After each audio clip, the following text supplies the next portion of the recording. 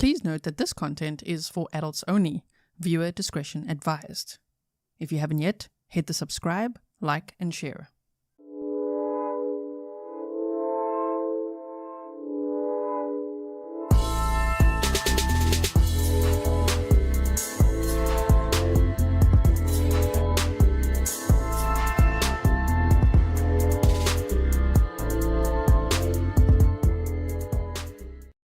Hello everyone and welcome back to another live stream with me, Grizzly K. This is Grizzly True Crime, and today's case takes us to New York.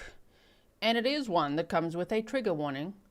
The trigger would be sexual abuse, sexual assault, torture, things like that. Okay, so just make sure that that you're ready for that, that you know that's what you're signing up for to hear about, and if it's too much for you, just know we'll always save you a seat.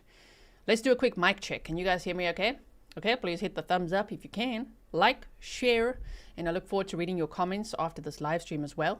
We've got a little press conference of 4 minutes and 11 seconds to watch together. And we've got a presentation to go through so that we do a deep dive on this case. It's really shocking, and I'm really glad that they caught this guy now, because I feel like, whoa, he's 43 years old, but that's still, I don't know, man, that guy could have easily tipped over to the serial killer quadrant, you know? Okay, so here we go, everyone. Welcome mods, patrons, members, subscribers, and everyone.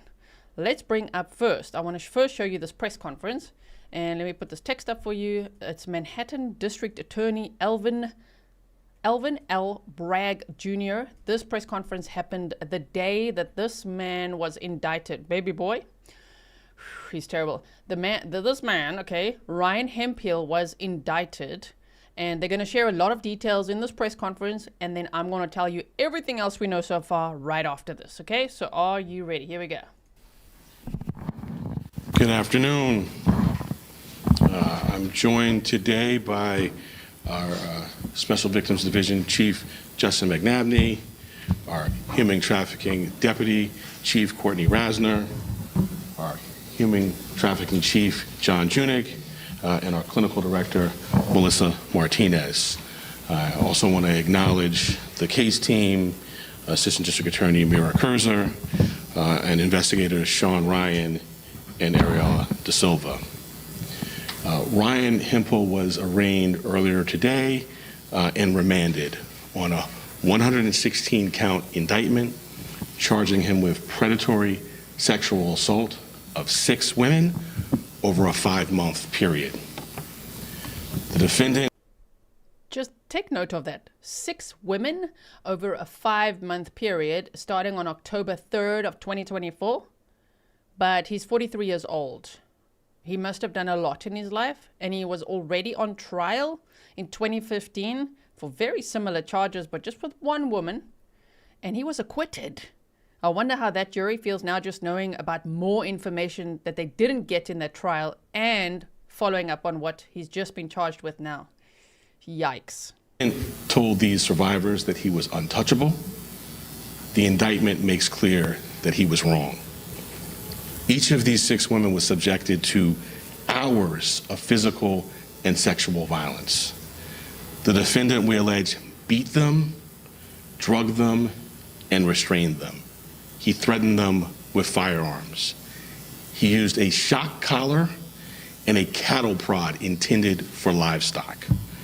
You'll see to my left items recovered from his Midtown apartment.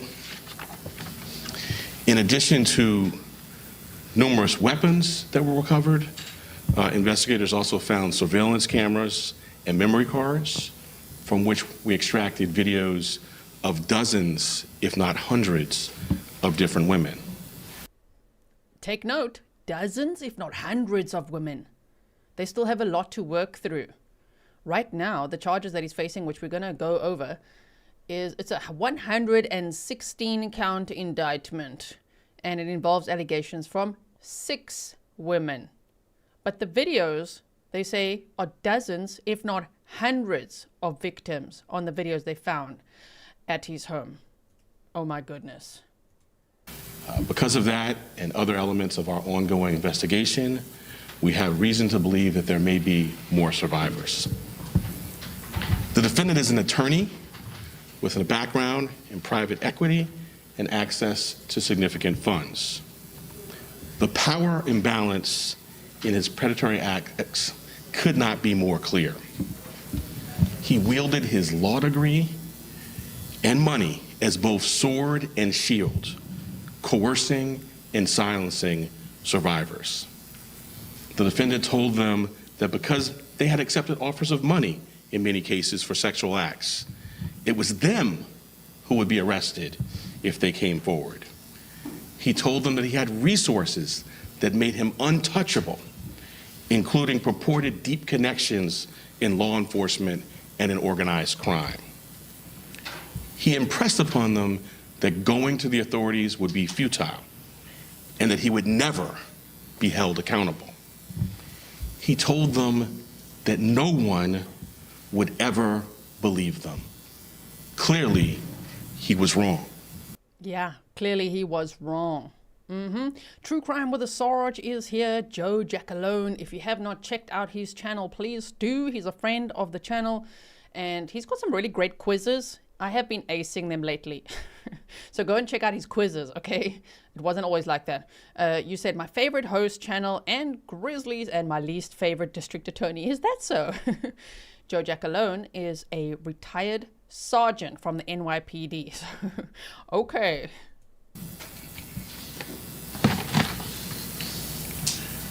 Through the bravery of the survivors who came forward, who shared their horrific, traumatic experiences with authorities, the defendant now stands indicted on 116 counts. This office is committed to doing everything in our power to ensure he is held accountable. If you or someone you know has been assaulted, call our Special Victims Division at 212-335-3400.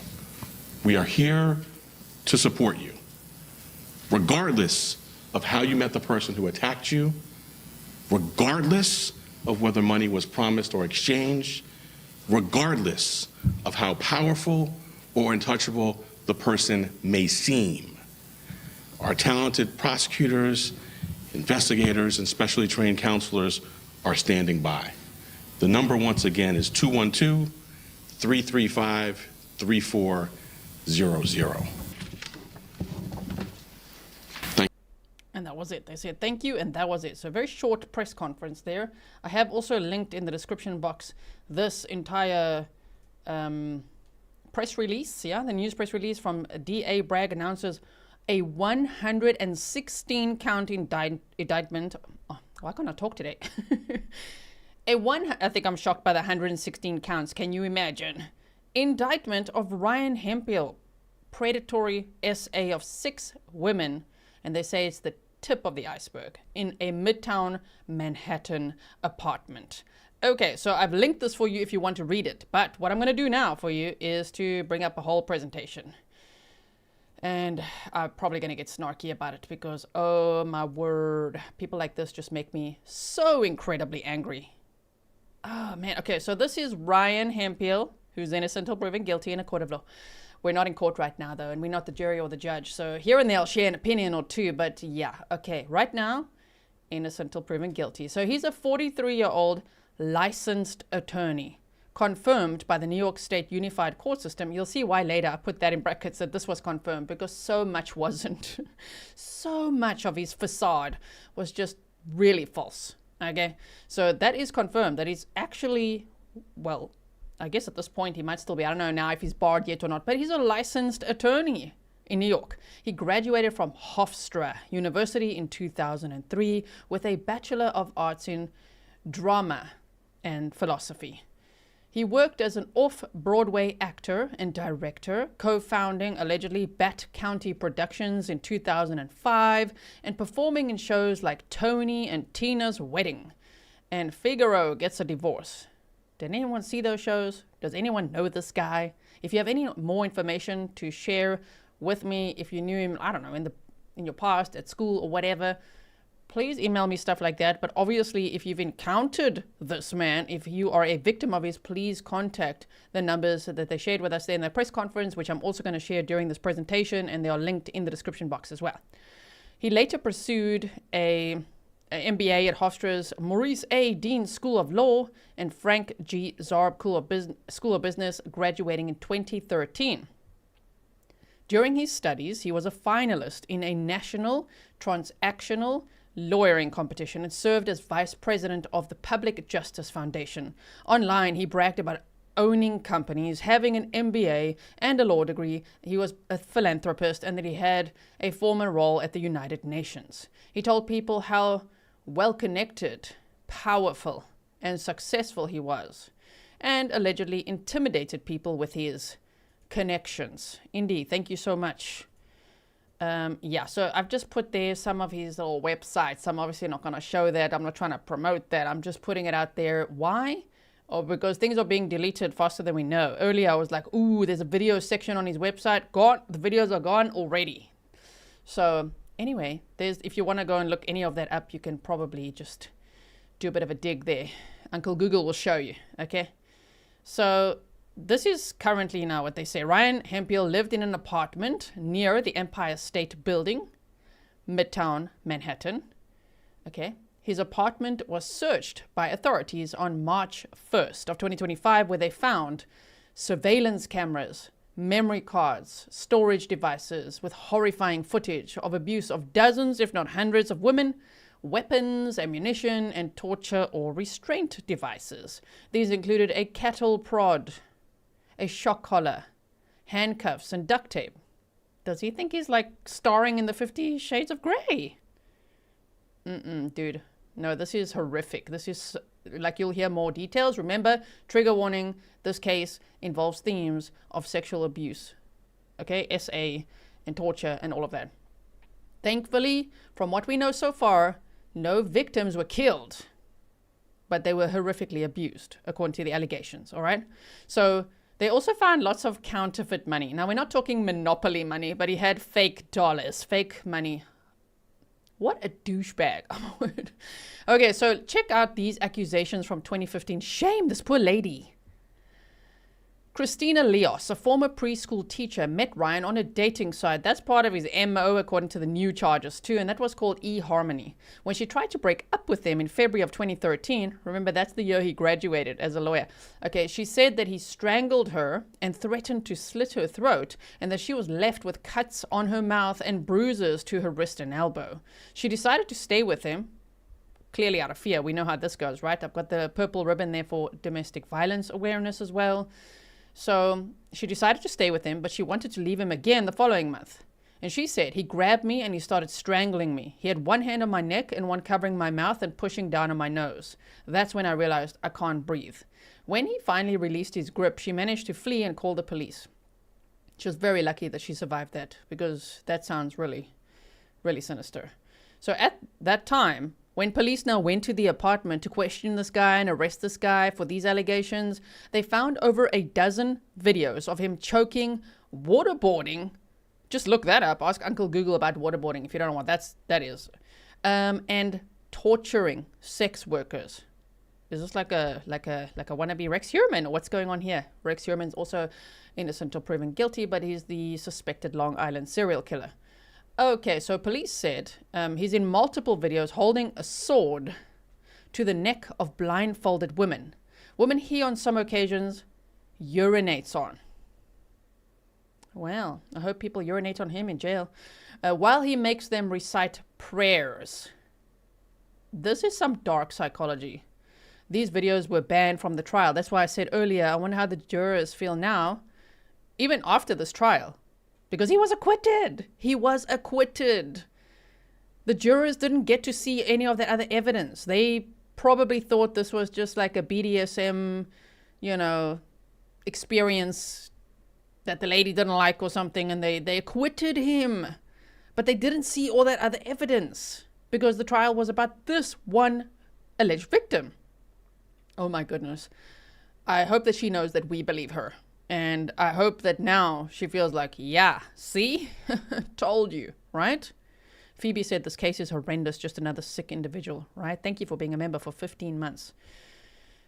All right, so a trial for the charges of strangulation in the second degree, menacing, criminal obstruction of breathing, and criminal possession of a weapon was held, and Ryan Hemphill was acquitted. Do you know how powerful that must have made him feel? Oh my word, he must have felt so emboldened, and even that would even empower him to continue to share his connections that he has. Prosecutors said that the couple had made a sex tape where he pretended to be a TSA agent searching her body cavities. A TSA agent is also known as a Transportation Security Officer, a federal employee who works for the Transportation Security Administration to ensure the safety and security of transportation systems. Okay. Like this guy. Yeah. So trial Gazer said that's why he thinks he's untouchable. So yeah, that was that poor victim from 2015. Can they add those charges this time again? Probably not. He was acquitted, obviously. But there's 6 women that have come forward now with obviously very similar allegations, and there's up to, they said maybe hundreds of women on those videos. Okay, so I made him into a joker there. Okay, just so you know, that's not an actual picture of him dressed like that. All right, just used a bit of AI there. I'm like, make this guy a joker, him and his false persona. Okay. He allegedly used his fabricated image of wealth, legal authority, and connections to law enforcement or organized crime to intimidate victims. He weaponized his legal and financial credentials to project power and put fear into his victims. He tried to bribe victims, allegedly to drop complaints if they filed them, and threatened them with the humiliating videos that he had taken of them allegedly without their consent. Victims were and are still allegedly afraid to come forward. I know there's a lot of allegedly, but you know, it is alleged at this point. But they are afraid to come forward. And I really hope that some of them, if not all of them, could find the courage to come forward, especially now that he's sitting in jail. He's been there since March 1st, and he's facing some really serious allegations where he could spend the rest of his life in prison. They need to help build this case, and if victims come forward, it can really help put him away, that he can never ever hurt someone again, right? True Crime with the Sarge said there's going to be a lot more fallout with this. Oh, is that so? Okay, keeping our eyes peeled with what's happening here. So these are some of the text messages they shared at the press conference. Afterwards, they shared it in this news brief where he, on November 30th of 2024, texted one of the victims, "I'm leaving here in 5 minutes. If you're not here, I'm going to effing unleash federal hell on you. You're gonna wish you were effing dead." And on December 22nd of 2024, a text message said, "You prostitute. Did you not notice all the police business cards on my effing coffee table? I know half the precinct, you F." Ooh. This guy, oh my word. So District Attorney Bragg said, "Our talented prosecutors and investigators, as well as our specially trained counselors, are here to support you, no matter how powerful the person who assaulted you may seem. Please call our Special Victims Division," and the number is on the screen. It's also in the description box. This is public record. YouTube, I'm not sharing a number I'm not supposed to be sharing. I'm actually sharing what the District Attorney has asked us to share so that the public can actually help build this case as well, right? Okay, so now let's quickly, because of the false persona, I have to do a few slides now of just all the crap he said, okay? We're going to talk about the crap he said, what helped build this powerful, successful persona, the things he told people, and then the reality, okay? So he said he was a successful private equity and venture capital executive. He described himself as a successful private equity and venture capital executive and founder of Madison Park Capital Advisors, a boutique advisory firm in Midtown Manhattan established in 2013. He claimed to manage a diverse portfolio including international real estate, fine art funds, green energy, fuel cells, emerging tech startups, and corporate health solutions. I mean, that's a lot. Imagine meeting this guy in a bar. Like, can you imagine? He'll just talk about himself all day and all his achievements, which aren't even true. Apparently, most of them aren't. Peter Ortiz said, "Is this guy friends with Sharp and Diddy?" Oh, I wonder. And Rex? I wonder. He said he designed an asset-backed arbitrage portfolio for a luxury automotive dealership network, structured recapitalization and expansion financing for a New York City tech startup and LED lighting manufacturer, and conducted a regulatory risk assessment for a medical research incubator post Affordable Care Act. What the hell? Like this guy. Reality? He admitted to someone that he'd actually never worked in private equity. That someone wanted to remain anonymous, according to all the media reports, because they're actually also scared of this guy. So, and I think it's a male. So that's interesting. He intimidated a lot of people over his time.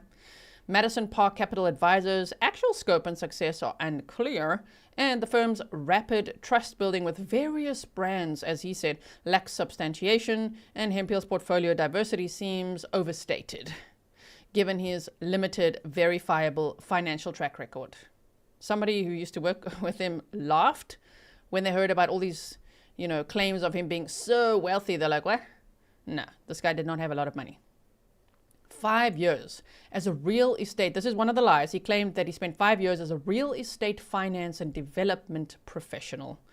He claimed he spent 5 years as a real estate finance and development professional in New York City, originating and closing over $250 million in conventional and private real estate loans through correspondent, direct, and private banking channels. He said that he negotiated exclusive financing for a 45-unit condominium development with the Community Preservation Corporation, provided residential financing for Harlem's first multi-million-dollar loft condominium, and collaborated with firms like all these ones named. My goodness, right? Hypnotized Lobster says, can chat focus on the perp and not bashing the DA? Are people bashing the DA? Yeah, focus on the perp.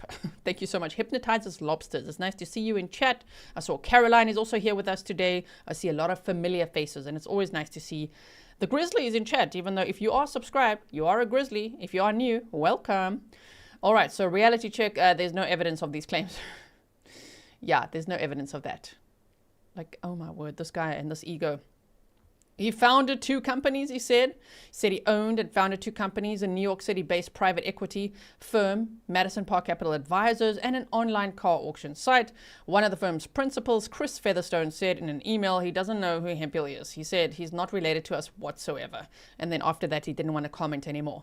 A spokesperson for the MB Market said in a statement that Hemphill was an early investor in the auction site, which launched in 2020, but noted that they would not consider him to be an original founder. So they're actually tracking down people that work for these companies, and they're like, do you know this guy? And they're like, no, we don't know him. Or like, what? He's so insignificant. He's irrelevant. So on January 31st of 2024, he sued the founders of the MB Market for trying to sell the company without his prior knowledge that month, according to court records. He bragged on his website about his clients, including an international men's fashion label. Was it Gucci? Who is it? Okay, anyway, and one of the largest residential real estate developers in the Midwest. Okay. Now, if we just look on the right-hand side, okay, the reason I want to show you this is because it actually goes in line with his MO, like the way that he intimidated people, and the temper comes out even with men, meaning they say, hours after the sale of the company was announced, Hemphill sent threatening text messages to Ben Everest, one of the company's co-founders, according to the MB Market's response to the suit. In the exchange, Hemphill insinuates that he knew the former head of Federal Trade Commission and would use the connection to punish Everest and Blakely Leonard, the co-founder of the MB Market. He said, I will spend every waking moment and every that's redacted time to ensure that the rest of his life is nothing but suffering, Hemphill wrote about Leonard, according to the documents. The amount of fire I have to burn in response to this exceeds anything they could potentially anticipate, he wrote in another text. I will do the time to F them up. Praise be to God. Like, you're going to bring God into this at the end of that? Like this guy. But he's like, I will do the time to F them up. Okay. Do it, do the time. Jeannie, thanks for being a member for 8 months. Yeah, do the time for that as well. Can they charge you with that too? Karen, thank you so much. The Willow Fairy said he looks like a big toe with glasses on. Oh my word, look at this guy. Sure. So you could just see this persona that he built up. We're almost done with all of it. There's a lot, okay? He worked for the United Nations. You thought it was done? Oh no, he had many. In this toolbox of lies, he pulled out many of these, okay, to intimidate people. So he said he worked for the United Nations as a diplomatic advisor and delegate from 2008 to 2009 for the Intergovernmental Institution for the use of microalgae spirulina against malnutrition, and said he also served as the director of the Intergovernmental Renewable Energy Organization. Reality check. Stefan Dujarric, UN spokesperson, stated there's no record of him ever having been a UN staff member and suggested that he might have been a consultant or an NGO delegate, but emphasized that claiming a UN role is often exaggerated. MSAM is a lesser-known entity with questionable prominence, and IRIO's legitimacy is unclear, casting doubt on the significance of these roles. Right? Like, can you imagine? And we're almost there. Committed philanthropist, because he had to throw that in as well. He said, as a youth ambassador of Voices of African Mothers, he claimed to help initiate a school for young women in Ghana, working with Nana Fosu-Randall, former CFO of UN Peacekeeping. In 2009, he coordinated and directed performances for children aged 5 to 15 to provide arts access for the Bronx Opera Children's Program. This might be true, apparently, according to the reports. He said he performed volunteer work for Nurture Art, a Brooklyn-based art nonprofit and educational center. Maybe. He said that he advocated before the town of North Hempstead Board of Zoning and appeals to restore a family business affected by spot zoning, generating media interest. And possibly true, he allegedly co-founded Bat County Productions in 2005, acting in and directing off-Broadway productions like Tony and Tina's Wedding, Figaro Gets a Divorce, The Global Links, and The Two Widows and The Cascade Falls. I've never seen any of those. Have you seen them? Arrested. That's what we want to know. And then we're going to get to what he did, okay? So, Ryan Hemphill was arrested on March 1st of 2025 in New York City. This arrest followed a months-long investigation by the Manhattan District Attorney's Special Victims Division into allegations of predatory sexual assault, SA, and torture involving at least 6 women between October 2024 and February of 2025. I'm like, okay, what about all the years before that? That's why they say there could be hundreds of victims, but so far only 6 have come forward.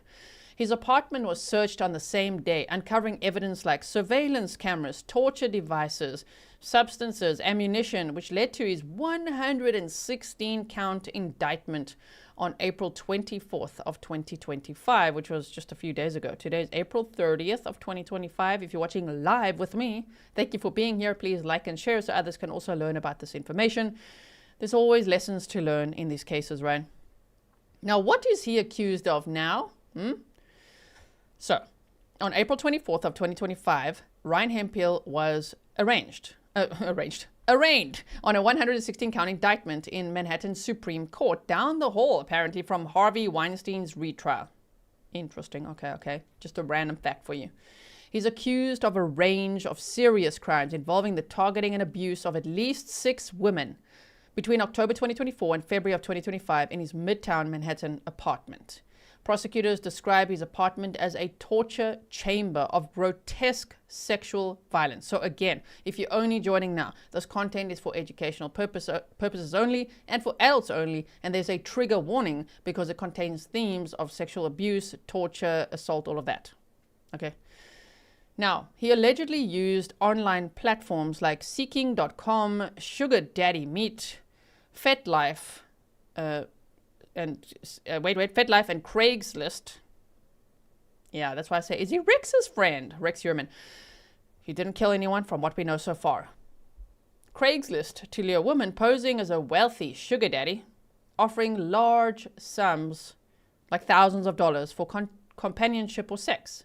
And he often ended up giving the victims fake cash. Oh my goodness. He targeted vulnerable women, often those in financial need or with past traumas.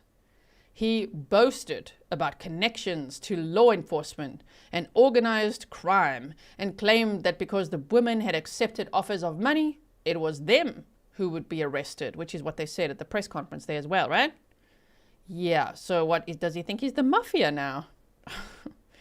This guy. I heard an attorney on Sidebar on Law and Crime with Jesse Weber. He had an attorney on, and that attorney just said, normally if someone says like, I'm in the mafia, or like, I'm really well connected, they usually aren't. Okay, so victims were, here's the trigger warning part, really. Victims were subjected to prolonged torture, including electric shocks via cattle prods and shock collars, waterboarding, and physical beatings. He allegedly coerced victims. This is so bad. He coerced victims into disclosing past sexual traumas, or manipulated them into sharing past sexual traumas. And once they did, he would reenact these experiences to exploit their vulnerabilities. And he also kept videos of doing that as trophies. That is so sick. Like, so what's your worst trauma? Huh? Ever been sexually assaulted? And then they tell him stuff and he's like, all right, I'm doing that. Oh my word, that's what I say. This is dark psychology. Now, one victim was shackled to a bed for hours. Another was wrapped in duct tape. And others were forced to endure electric shocks while restrained. The district attorney said the power imbalance in his predatory acts could not be more clear. He wielded his law degree and money, fake money? No. His law degree and money as both sword and shield, coercing and silencing survivors. Assistant District Attorney Mira Kurza said, the conduct in this indictment is truly shocking to the conscience. He enjoyed their pain and fear. He has pleaded not guilty to all charges and is currently held without bail at Rikers Island. Now, what I like about this is this turned on him, because prosecutors were like, wow, but we're really concerned about him possibly fleeing the country, you know, with all his wealth and connections and this history of philanthropy and all these family real estate holdings. Yeah, no, this guy needs to be held without bail. Yeah, jy wil mos. That's in Afrikaans. It means, yeah, you want to, huh? Oh, you wanted to say all that. Well, now the prosecutor can use that to keep you locked up without bail. Clearly you're a flight risk. You're so powerful, right? Okay, so charges include predatory sexual assault. He's accused of committing first-degree criminal SA against multiple victims by forcible compulsion or while they were incapacitated. He's accused of forcing victims into sexual acts under threats of torture, physical harm, or death, and often using weapons, knives, guns, restraining them. He's also got first-degree SA charges. Victims were allegedly shackled, blindfolded, or rendered unconscious before being SA'd. First and second-degree assault charges. He's accused of punching, beating, waterboarding, and urinating on victims. He's accused of forcing a victim to wear a shock collar around her neck and using a cattle prod to inflict electric shocks. Facilitating a sex offense with controlled substance. He's accused of administering substances, and you can see the list of them here on my presentation, right? I'm not going to read all those out. I'm already saying a lot of naughty words for YouTube. You know, PG-13 platform. We love YouTube. Thank you, YouTube, that we could be here. But like, yeah, I can't say all that.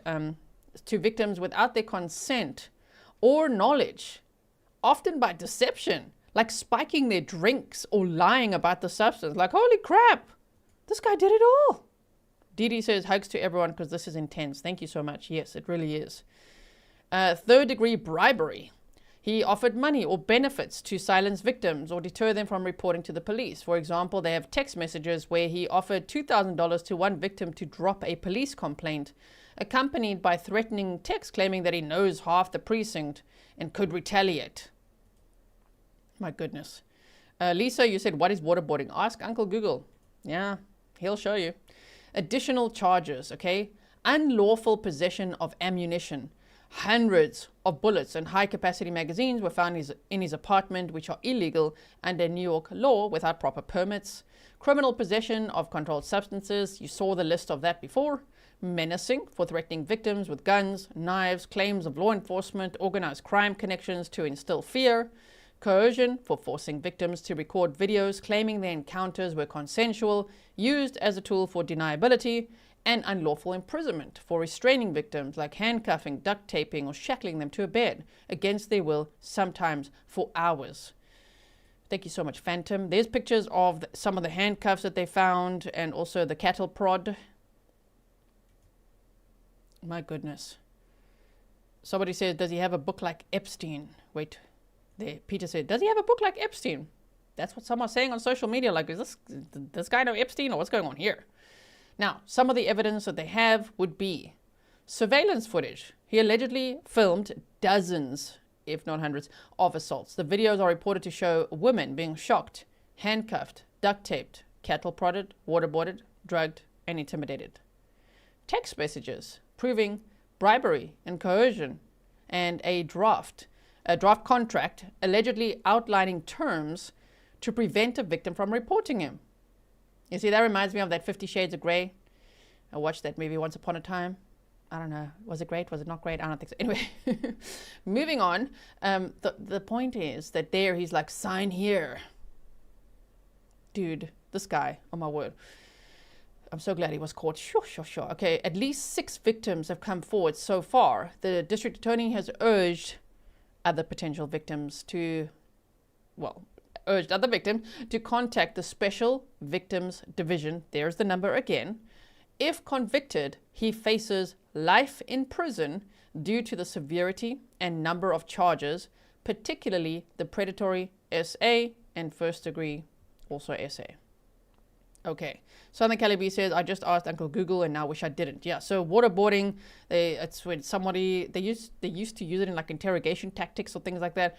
There's like a cloth over your face and then water being poured all over your face. And because the cloth is over your face, it gives the sensation of drowning.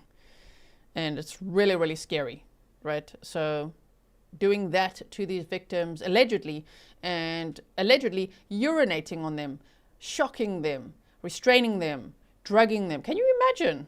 I feel so sorry for all these alleged victims. What they went through is truly horrendous.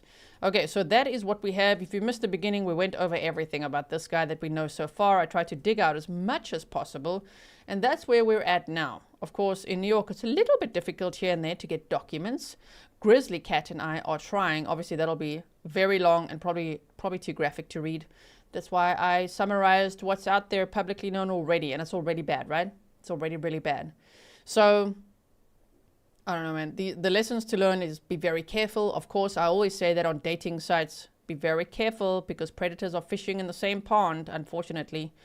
And if someone says, I'm connected and you'll get arrested, just do it anyway. Then get arrested for it anyway, which you won't. But just talk. If you see something, say something. If you experience something like that, don't let them intimidate you, right? Because this guy, none of that. It was all bark and no bite, really. Not that that's really the greatest context, but you know what I mean? Like, he didn't have all those connections and all that power and all that wealth that he was intimidating people with. There was coercive control and abuse that he was inflicting. And so, oh man, what a case, right? So, okay, I've linked the press conference and the press release from the district attorney as well for you. That's pretty much what we have so far. Again, if more comes out, I don't know. They haven't shown too much about his apartment. I would love to see like more images or that, if we could see what type of apartment did he have. All of that. And if anybody knows anything else about him, you want to fill in some blanks, let me know as well. And if anybody here is watching, and if you are a victim of this man, don't be afraid to call the number, because the district attorney, they need to build their case. They've got a very strong case, in my opinion, already. I think the only way he'll ever get out sooner than forever is if they give him a plea deal, which still would probably be like 40 years or something is what that lawyer that was on Sidebar, that's what he said, 40 years, right? So I'm like, okay, sure. So he's 43 years old now, and that's if he gets offered a plea deal, which is unlikely. If not, yeah, he could face the rest of his life in prison. So I hope that victims will be encouraged to call the number and help them build their case. I'm glad, however, that the investigators found those videos. You know why? Because those videos then will be a huge amount of evidence, and maybe it will help some victims not have to come forward and be on the stand and relive all of that. Maybe they could just show the jury the videos. You know what I mean? Okay, so Peter said, I'm being the devil's advocate. Can he say they consented to it? I don't think so. No, I think that's way beyond consent, right? So, but I'm pretty sure, Peter Ortiz, that will definitely be his defense, right? Yeah, his defense, by the way, said they asked for him to be let out on bail so that he can go to rehab for substance abuse issues. The judge denied that. He's being held without bail. Okay, so thank you so much for watching. I will keep you posted on this case and all the others that we are following. In the meantime, please stay safe and I will see you again soon. Wait, if you're a YouTube member, we're going to have a members only live stream on Friday. The link is on the community tab and I'll also post it here for you now. Okay, bye everyone.